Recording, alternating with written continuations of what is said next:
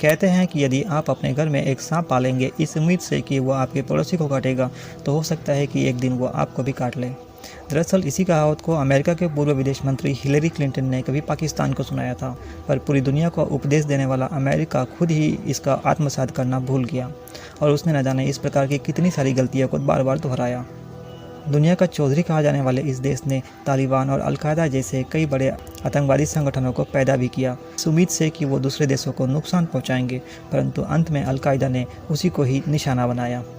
खैर, ये सभी इतिहास की बातें हैं, पर आज हम बात कर रहे हैं एक दूसरे सांप की, जिसे भी अमेरिका ने ही पाला था, पर अब उसने अमेरिका के खिलाफ जहर उगलना शुरू कर दिया है।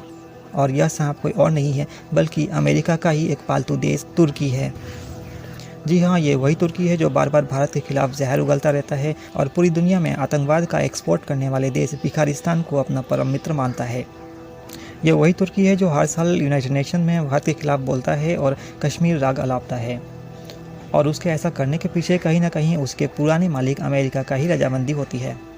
परंतु आज आखिर ऐसा क्या हो गया है कि जिस तुर्की को अमेरिका ने ही पाला था, आज वो अमेरिका के खिलाफ ही बोल रहा है। दरअसल खबर यह निकल के सामने आ रही है कि तुर्की के राष्ट्रपति रजब तैयब एर्दोगान ने एक प्राइवेट न्यूज़ चैनल से इंटरव्यू के दौरान यह कह दिया है कि यूक्रेन का अब नेटो में शामिल होना तय नहीं है और ना ही कभी अमेरिका यूक्रेन को नेटो में शामिल होने देगा। एर्दोगान का यह स्टेटमेंट इतना इम्पोर्टेंट था कि इसे कई बड़े न्यूज़ आउटलेट्स ने भी कवर किया है, परंतु एर्दोगान का यह स्टेटमेंट इस बात पर फिर से प्रश्न चिन्ह पैदा करता है कि जो अमेरिका खुद यूक्रेन को इस बात पर उकसा रहा था कि वह जल्द से जल्द नेटो को ज्वाइन कर ले और जिसकी वजह से आज रूस और यूक्रेन के बीच युद्ध हो रहा है, आखिर वही अमेरिका क्यों यूक्रेन को नेटो में शामिल नहीं करवाना चाहता है?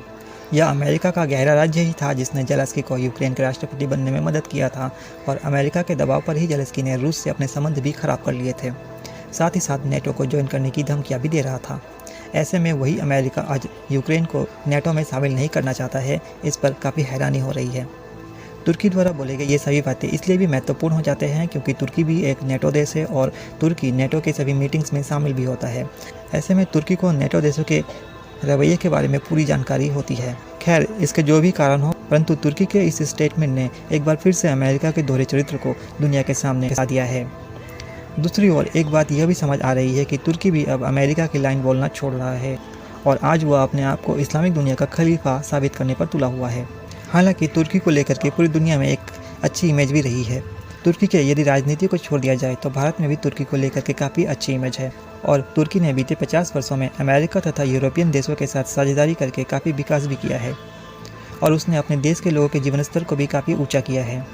एक समय था जब तुर्की को यूरोपियन यूनियन ज्वाइन करने की बातें भी की जा रही थी। वहीं तुर्की और अमेरिका के रिलेशंस पहले से ही काफ़ी अच्छे रहे हैं। तुर्की में मुस्तफ़ा कमाल अतातुर्क के आने के बाद से तुर्की अमेरिका के इन्फ्लुएंस में एक डेमोक्रेसी और एक सेकुलर स्टेट के तौर पर उभर कर सामने आया। तुर्की बाद में चल कर के अमेरिका का अलाई भी बना और उससे काफ़ी अच्छे संबंध रखे, की वजह से अमेरिका ने तुर्की को साल 1952 में नेटो में भी शामिल करवा दिया। कहा जाता है कि कोल्ड वॉर के एरिया में भी तुर्की ने अमेरिका को यूएसएसआर के खिलाफ काफ़ी मदद भी किया था। अमेरिका और तुर्की के संबंध इतने गहरे रहे हैं कि अमेरिका तुर्की में अपने परमाणु हथियार को भी तैनात रखता है तथा तुर्की में अपने सैनिकों की तैनाती भी करता है। परंतु लगता है कि अमेरिका का यह पालतू देश तुर्की अब उसके हाथ से निकलता जा रहा है। अभी कुछ दिनों पहले ही तुर्की में अमेरिका के कुछ नेवी सील कमांडर को वहाँ के आम लोगों ने पकड़ लिया और जमकर उनकी धुलाई भी की। आज तुर्की के आम लोग अमेरिका के खिलाफ हो चुके हैं और तुर्की में अमेरिका के खिलाफ काफ़ी असंतोष बढ़ते जा रहा है। साथ ही साथ खबर यह भी सामने आ रही है कि तुर्की, जो खुद भी एक नेटो देश है, वो फिनलैंड और यूक्रेन जैसे देशों के नेटो में शामिल होने के राह में सबसे बड़ा रोड़ा बना हुआ है।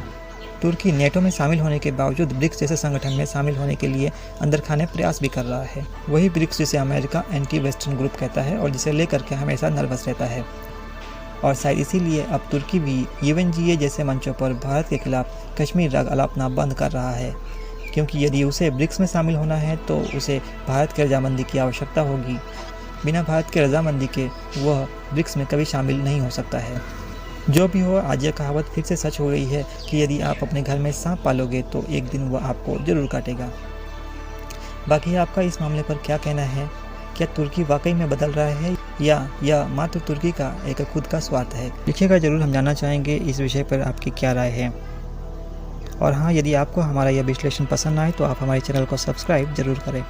आरोहण भारत में आज बस इतना ही। अंत तक जुड़ने के लिए बहुत बहुत धन्यवाद। जय हिंद, जय भारत।